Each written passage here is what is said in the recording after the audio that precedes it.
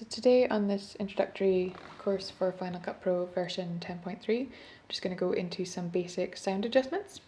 So I'm just going to move over to, this is a project we were working on before, but I'm going to go start working into a new one to begin working a little bit on some of the kind of most commonly used audio adjustments that you might come across. So I'm going to come up here to Aerial. So this is a note just from an earlier one. We've got this project has been open previously, but I want to start working in this folder. So I have to click on the folder and then double click on the project that I want to start working in. So I'm going to bring a few clips down. Let's just use our E function. So they're just going to go end to end. Just get a few moments to kind of come into the screen. So we have a few of these that we're going to start working with.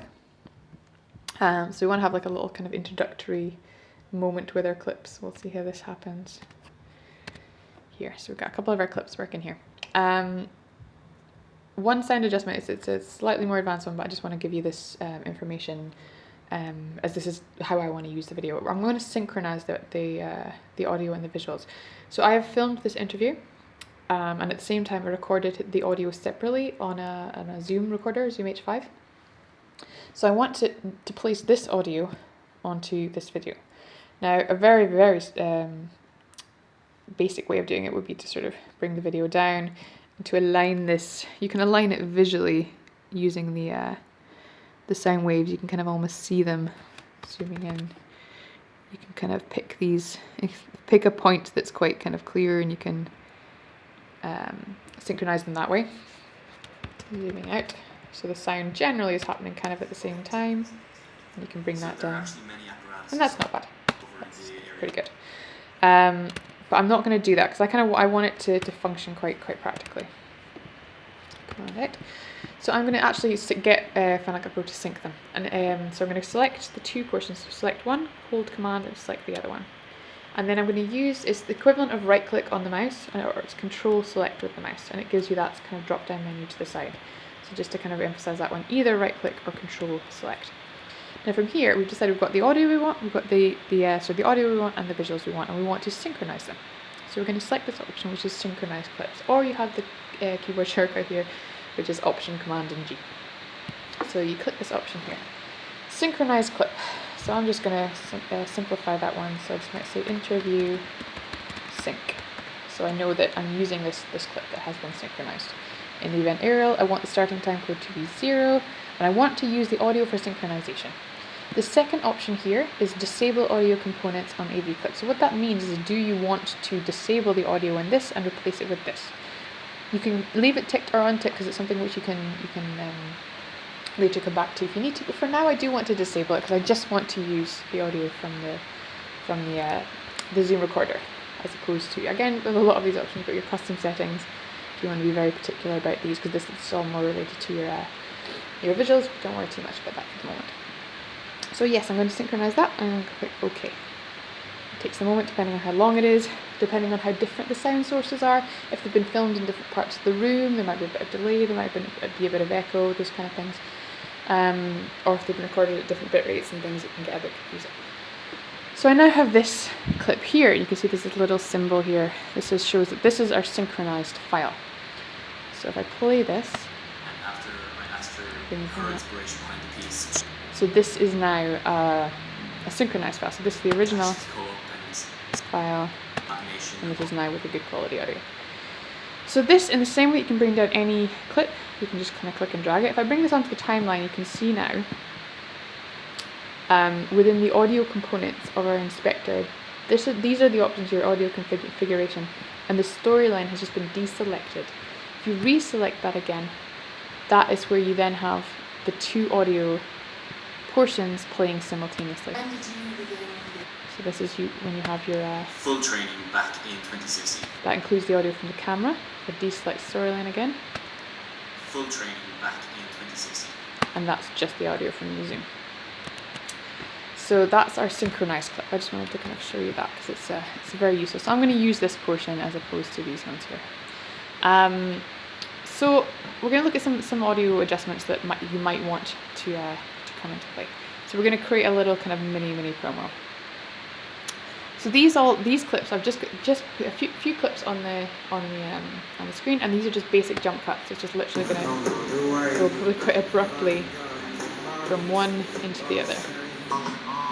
The music doesn't match. It's all a bit mental. So I might decide I want this portion.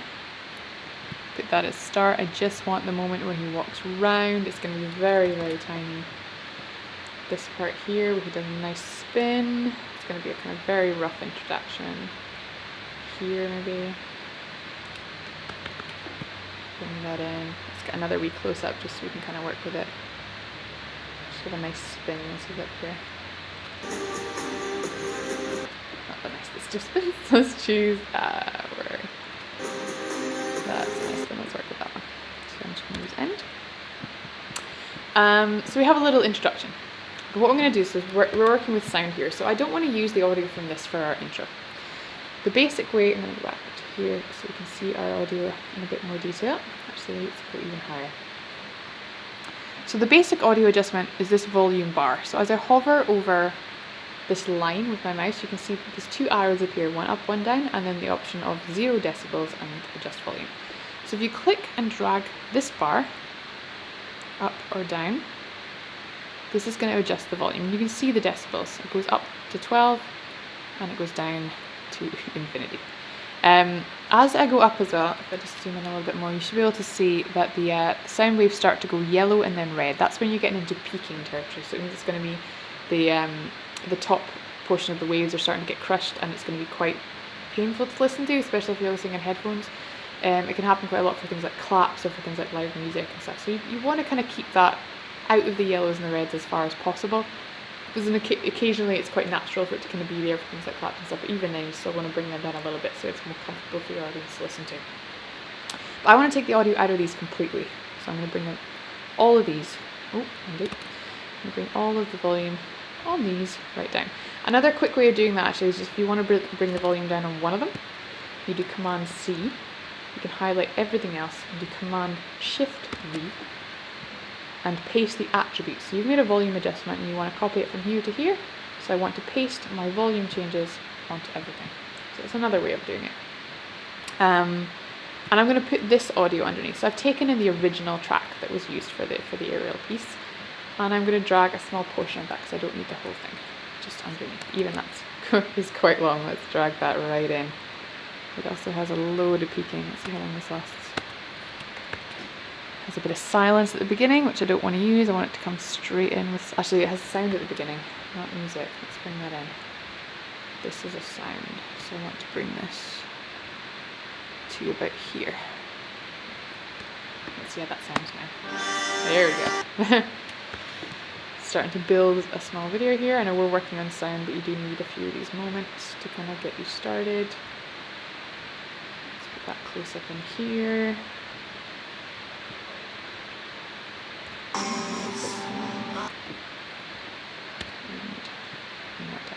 Let's just see how that looks. Very, very approximate.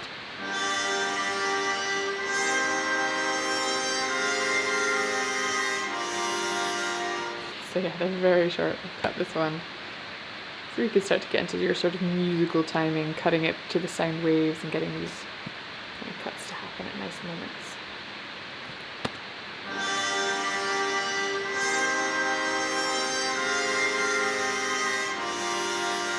Okay, so we've got this happening here. So what I want to now do, so that's the kind of so those are basic volume adjustments here. So this one, again, I might even bring this down a little because I can see it's starting to go into the yellow, so I want it to be a bit more comfortable to listen to. The main thing I want to work on here is how we get our interview to start to kind of come in. So I'm going to have this as our backing track, so let's continue this on here. But we want our interview to start to come into place. So I'm going to take in a little bit of Jason. Let's find something nice for him to say. Command plus to zoom in.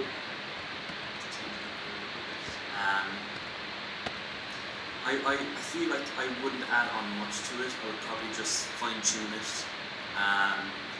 But at the end of the day, I am really satisfied with it. I am really, really happy with how it turned out. That's enough. Let's work with that. So we've got a nice little selection there, and we're going to pop this here. So we want this portion of the interview to kind of start to come in. We're going to use one of our J cuts. So I'm going to double click on this portion here. Now, rather than extending the audio out, because this is the audio that I want to begin with, I want to begin with what he's saying. So what I'm going to do instead is to pull the visuals in a little bit. So I'm going to bring the visuals and I'm going to pull them in. So the visuals start later, but the audio starts sooner. So as you come in here, it's going to be quite loud with the other audio underneath. Yeah, so that's already, you can hear this audio underneath is way too loud. We want to be able to hear the audio before this occurs. Also, that comes right in as he has a bit of a strange expression, so let's pull that in a little bit more. So what we want to do is we want this audio here to drop a little bit, but we want it to continue. So we don't want to take the entire volume down of the whole clip. We want it to be nice and bold as it begins, but we want it to dip when we start to hear him speak. So we're going to add a thing called keyframes. In order to do that, you use it's the Option key. So you hold down the Option or the Alt key, depending on the keyboard.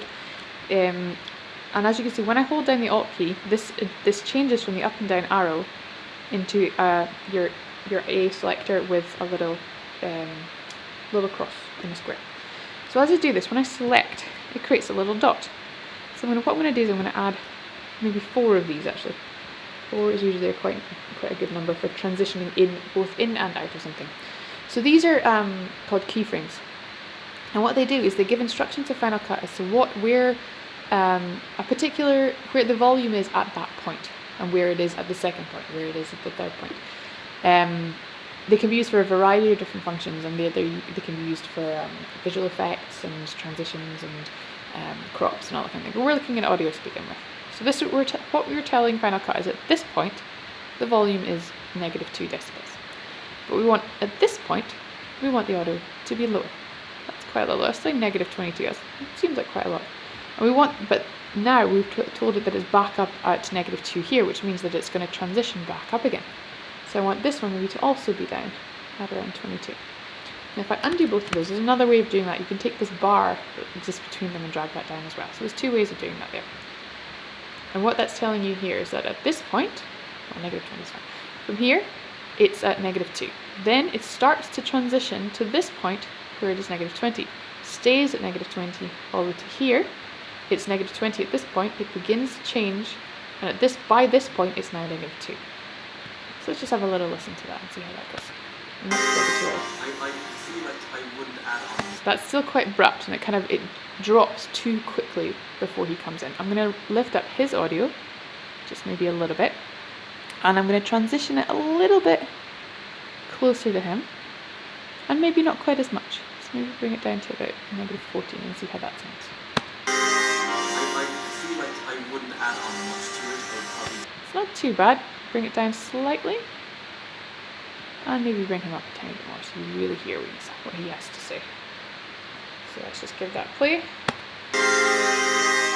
I feel like I wouldn't add on much to it. I would probably just fine tune it. But at the end of the day, I am really satisfied with it. I am really happy with how it turned out. There you go. And then at this point where the visuals start to transition back in again, that's maybe where you might have a little bit more of the clips. So let's just take a small portion, find something quite dramatic. Give it a lovely spin. Let's work with that one, and then maybe something close up. This nice dramatic motion. And out. I think he had a lovely back bend. Brings that in here. And put that at the end with our end one. So bring the volume of this down because we want to continue into the track. So let's just watch how that happens. Full screen up.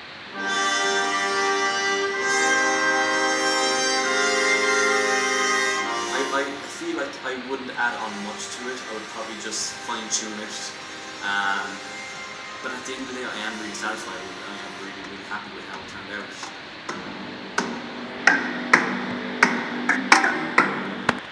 So I might even use another clip before, so have what's kind of known as a cutaway. So as he's talking, have some sort of cutaway here that begins before he finishes speaking. So let's just see how that goes. So I would probably just fine tune it. But at the end of the day, I am really satisfied with it. I am really, really happy with how it turned out.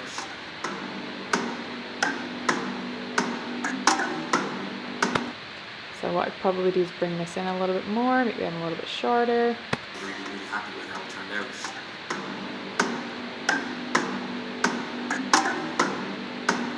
It's starting to become a thing.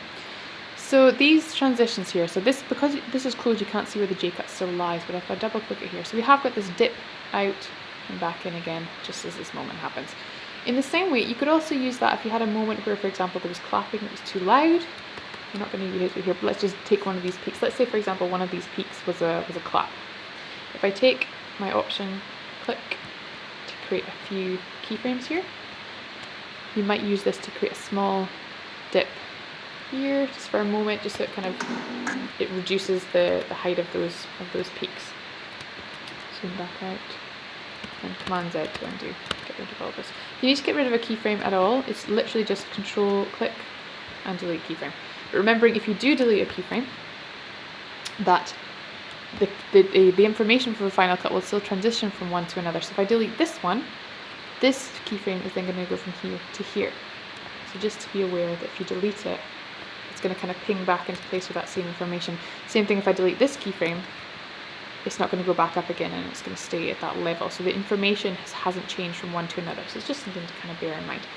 One final little note before kind of moving on from these basic adjustments is that the other thing to note is that the distance between the keyframes is how fast that transition occurs. So if you want the sound transition to happen really dramatically and quickly, you have the keyframes very close together. Again, the distance between the top and the bottom is the difference between a high and a low drop. The distance between them side by side is how long it takes for that to happen. So this would be quite a, let's pull this right out so you can really hear that. This should be a quick sharp drop. It's a quick sharp drop. If we pull them apart, it's going to be a slow but sharp drop. So the distance between them is still the same, but they're further apart, so it feels a bit smoother. Or it might not dip as much, so it might be close together, but only a little dip, and it shouldn't feel quite as dramatic. Yeah, so you can have a play depending what your needs are. One final little adjustment you can have, which is quite a useful one as well. So let's add this one. Actually, it has these fades out. It's like the smallest promotional video I've ever made in my life. So I'm going to go up here to my transitions, and I'm going to go to fade to black. So you have your fade to color. So I'm going to click on this, and I'm going to extend out a little bit. So it's going to actually fade out to black at the end of this. Yeah, let's work with that. So from here, I'm going to then take my sound, drag it to the end here. I've got my snapping as active, that's why that yellow line appears. And I want my sound to fade out as well. So I'm going to delete these keyframes because you can use this, there's no reason why you can't use this, but I'm going to show you the inbuilt ones. So as with a lot of things in Final Cut, you don't actually see them until the mouse hovers over them. At the end of this clip here, you can see there's a little kind of bead that sort of appears at the end of the timeline. Like it's there, and when it's there it goes. If you click and grab a hold of this bead, you find there's the point where these two arrows appear side by side. It's fade out audio. If I click and drag that over to the side, that's going to create a fade out for my audio. So if you listen to that, it's going to go out to nothingness. That also works on the way in. If you wanted, you might have a fade in with your audio. So let's listen how that sounds. So it comes in a bit more gradually. I've also said I'm going to replace this original clip because it's a bit of a strange one.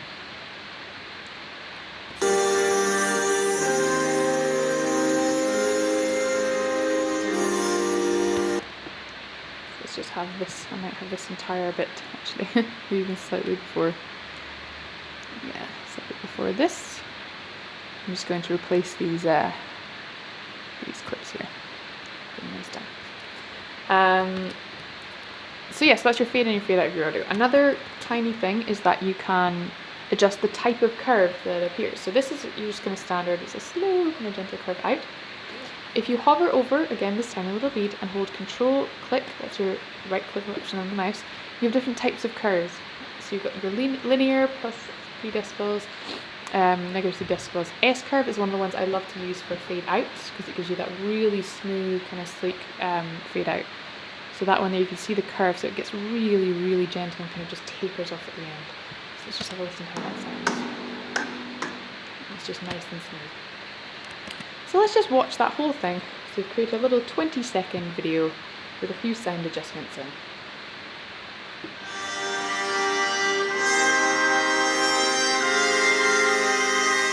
I feel like I wouldn't add on much to it. I would probably just fine tune it. But at the end of the day, I am really satisfied with it. I am really, really happy with how it turned out.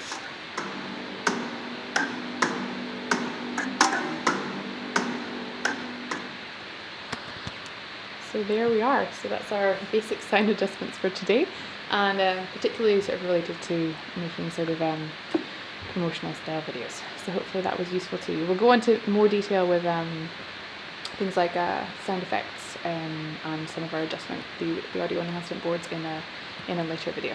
Thank you very much.